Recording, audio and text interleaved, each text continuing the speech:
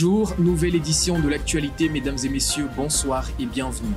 Au sommaire, nous parlerons sécurité routière. Depuis ce matin, les contrôles dans le cadre de l'opération Feu Tricolore se sont renforcés sur l'ensemble du territoire et particulièrement à Lomé, la capitale. Le port des casques des passagers à dos de moto est indispensable pour circuler dans le pays.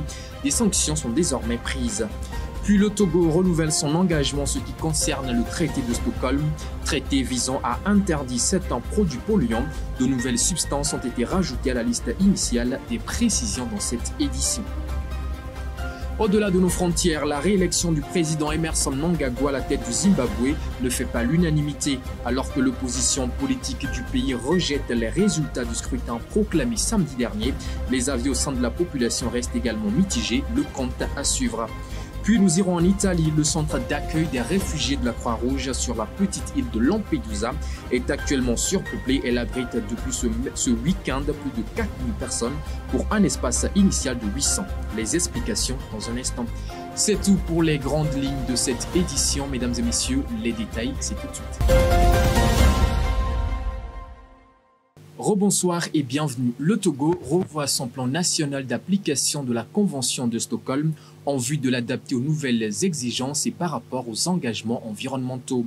Réduire les conséquences des polluants organiques tant sur la santé humaine mais aussi sur l'environnement, c'est l'idée derrière cette initiative. Les précisions de Promise Pomegbe au travers de la voix de Félicité Chapla.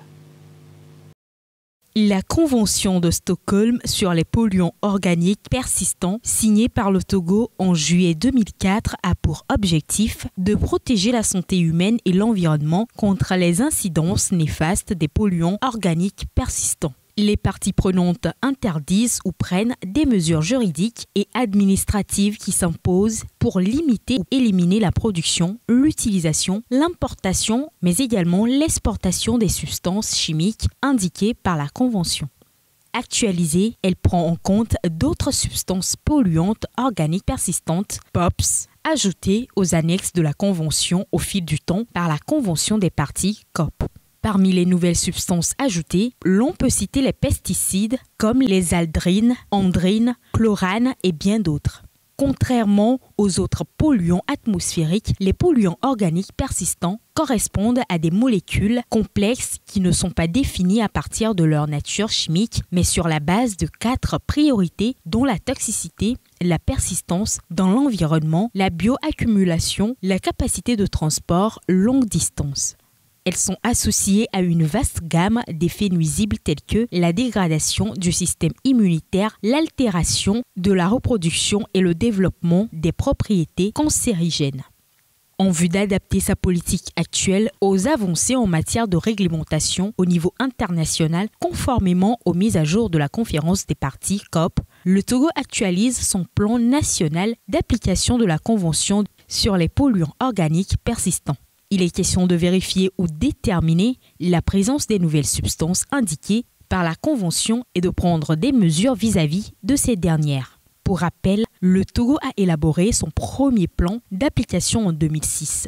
Ce dernier a été mis à jour la première fois en 2017. 2 réseaux de cambrioleurs sévissant à Ngouempé mais également à Lomé ont été démantelés par la police nationale. Composés de 6 individus, ils ont été interpellés particulièrement pour des vols de motos, d'ordinateurs portables mais également de téléphones. Les précisions de Bernard Canvi. Face à l'explosion des cambriolages au Togo, la police de proximité continue de jouer pleinement son rôle. Elle a encore mis la main sur des réseaux de malfaiteurs de vols de portables, d'ordinateurs et de motos. En effet, 2 groupes d'individus ont été présentés par la police nationale ce week-end. Le premier groupe concerne un cas de cambriolage survenu au poste juste apposé des douanes de Ngouempé dans la nuit du 15 au 16 août dernier. Selon la police nationale, les malfrats avaient volé 5 téléphones portables et un ordinateur portatif. Les enquêtes ouvertes ont permis dès le lendemain à mettre la main sur 3 individus à Ngouempé qui ont reconnu les faits.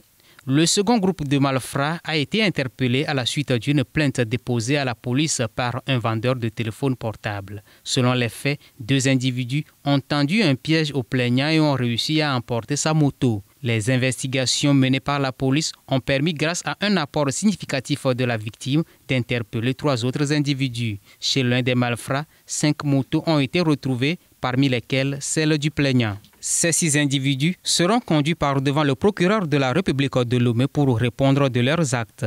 Rappelons que l'on dénombre à ce jour plusieurs victimes de cambriolage à Lomé ou à l'intérieur du pays. Les cambrioleurs, quant à eux, agissent de jour comme de nuit selon le timing de leurs victimes, ce qui doit obliger la population à redoubler de vigilance.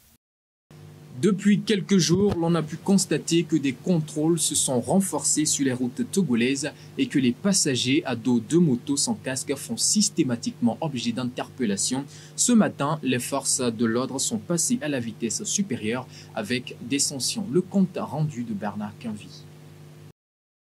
Depuis quelques semaines déjà, l'ordre est donné aux passagers de moto de porter les casques. Depuis ce lundi matin, la sensibilisation est suivie de sanctions. À travers les principales artères de la ville de Lomé, un imposant dispositif policier est visible. Les passagers d'engins à 2 roues sans casque font systématiquement objet de contrôle. C'est vraiment très important aussi de rouler avec les casques, surtout pour les motocyclistes. Et les cyclistes et les cyclomotoristes, ils ont besoin de ce casque pour se protéger en cas de choc. Voilà. Si tu n'as pas le casque, alors tu mets ta vie en danger. Même les passagers aussi en ont besoin. C'est très obligatoire, c'est important de porter les casques avant de conduire votre engin. Celui qui ne le porte pas, d'abord il met sa vie en danger et il est aussi en infraction. À partir de ce jour, les sanctions ne concernent pas seulement que les passagers sans casque, même le pilote de la moto avec son casque est fautif. Le conducteur et son passager sont arrêtés et la moto gardée par les policiers jusqu'à la fin de la journée. Et si le propriétaire de la moto ne vient pas la récupérer avant la fin de la journée, celle-ci ira en fourrière. Rappelons que la première phase de cette opération dénommée Feu Tricolore a consisté à la sensibilisation des usagers de la route sur la nécessité de respecter les feux tricolores, contrôler l'excès de vitesse et surtout l'absence de rétroviseur. C'est vraiment quelque chose qui est... C'est un instrument, bien un élément d'un engin qui est très obligatoire pour tous les véhicules. Et ça permet de regarder ou bien de vérifier, d'observer derrière soi sans tourner la tête. Pour faire n'importe quelle manœuvre, il faut avoir les rétroviseurs. Les manœuvres, par exemple, pour tourner à droite, il faut avoir le rétroviseur de droite. Pour tourner à gauche, il faut avoir le rétroviseur de gauche. C'est ça, c'est très important. Donc ceux qui n'ont pas les rétroviseurs obligatoires, ils sont en infraction. Les dangers ne vont pas t'avertir. Parce qu'au moment où tu tournes la tête pour vérifier derrière soi, au même moment où tu rencontres un danger inopiné immédiat et tu es obligé de faire un arrêt brusque ou bien cogner quelqu'un devant toi qui est interdit aussi. L'opération Feu Tricolore incarne l'engagement des autorités togolaises envers la sécurité routière et les attitudes responsables. Sujet santé avant de s'envoler pour l'actualité au-delà de nos frontières, estimé à 75 000 poches de sang par an pour le Togo. Le besoin en sang se fait encore ressentir sur l'ensemble du territoire togolais.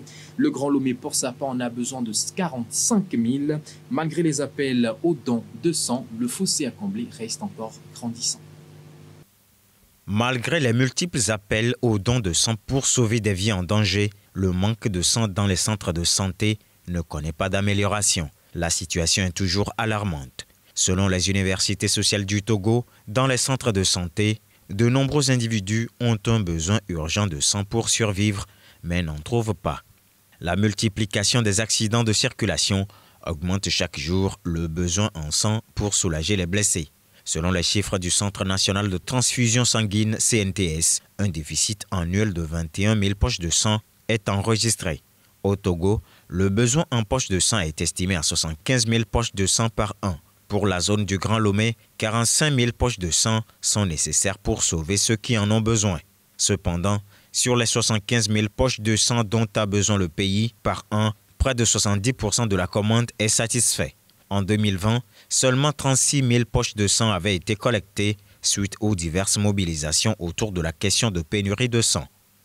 Il faut noter aussi que les opérations de don de sang ne connaissent pas assez d'engouement. Au moment où certains s'y prêtent volontiers, d'autres hésitent toujours.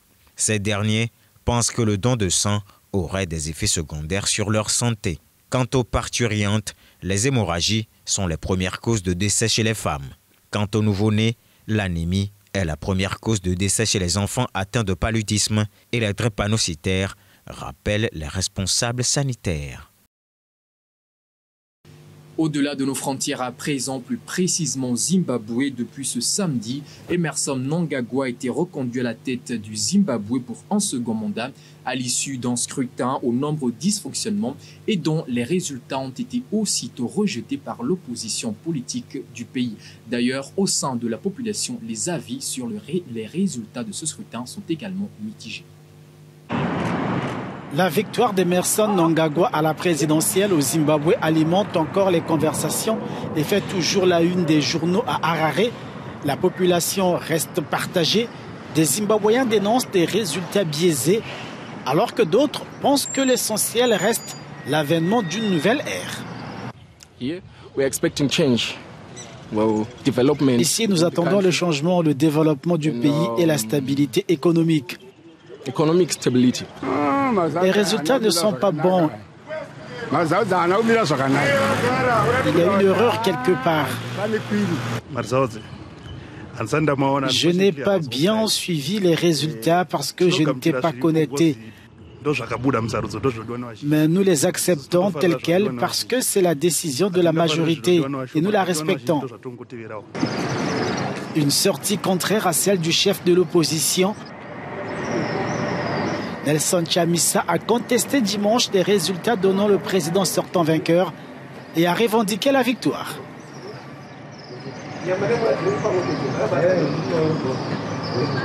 Nous partons pour le Burundi. Les Imbonerakure, les jeunes du CNDD-FDD parti au pouvoir, ont été célébrés lors d'une rencontre présidée par Évariste Ndayishimiye, le président du pays. Une célébration organisée en l'honneur de ces jeunes pour leur bravoure lors de la défense de leur patrie contre les agressions étrangères. Voici le compte rendu. C'est en chant et danse et sous l'autorité d'Évariste Ndayishimiye que les Burundais ont célébré la journée consacrée aux Imbonerakure, les jeunes du CNDD-FDD au pouvoir. L'événement salue la bravoure des jeunes qui ont défendu le pays contre les agressions étrangères, selon le président burundais. En 2016, nos ennemis nous ont attaqués avec de l'aide étrangère. L'ONU nous a condamnés, l'Europe nous a condamnés et d'autres pays soutiennent encore la colonisation. Mais grâce à la bravoure des Imbonerakure, personne ne nous a touchés et notre pays est debout. Au moins 50 000 jeunes font partie des Imbonerakure et n'ont pas bonne presse puisque qualifiés de milices par l'ONU. En 2014, armés par le feu président Pierre Nkurunziza, les Imbonerakure ont régné sans foi ni loi dans le pays. Mais pour le pouvoir, ils en rendent de héros. Nous encourageons tous les Imbonerakure, ceux qui ont réussi à arriver jusqu'ici et ceux qui n'y sont pas parvenus. Continuez à être des héros. Défendez l'honneur des Burundais et des Africains car vous êtes la lumière, vous êtes les piliers de la paix. La journée du 26 août est consacrée aux Imbonerakure, visionnaires en langue kurundi au Burundi, des jeunes à la réputation sulfureuse, mais célébrés au son des incontournables tambours. Actualité au Soudan, le chef de l'armée soudanaise, le général Abdel Fattah al-Burhan, multiplie les visites depuis jeudi dernier. Après la région septentrionale du Nil, il s'est rendu à Port-Soudan. Une sortie au cours de laquelle il a rassuré la population sur une victoire imminente de son armée et nié un accord avec les forces paramilitaires. Les détails.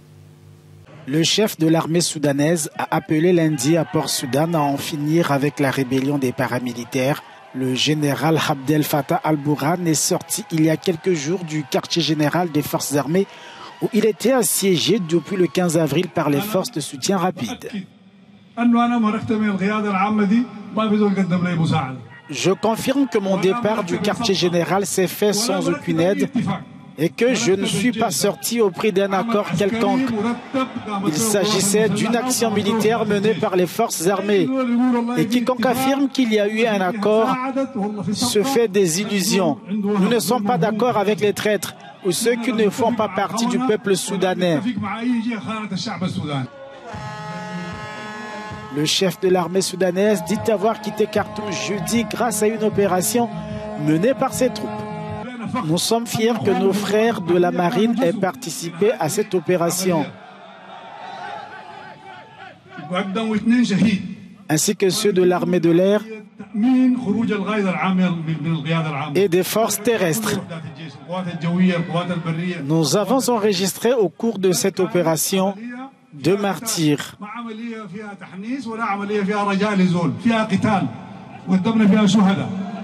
À Port-Soudan, Al-Bourhan a exclu toute possibilité de dialogue avec les forces de soutien rapide de son rival, le général Daglo. Et pendant ce temps, les répercussions des conflits entre forces armées soudanaises et forces paramilitaires continuent à être palpables sur le terrain. Au Tchad, par exemple, plusieurs déplacés de guerre sont en quête de soins, comme le montre le reportage qui suit. Ils sont assistés par des réfugiés soudanais responsables d'un hôpital de campagne. Cet hôpital de campagne géré par des réfugiés soudanais tente de sauver les vies des populations du Darfour et ont trouvé refuge au Tchad. Si le paludisme est le principal motif de consultation, d'autres pathologies sont aussi signalées.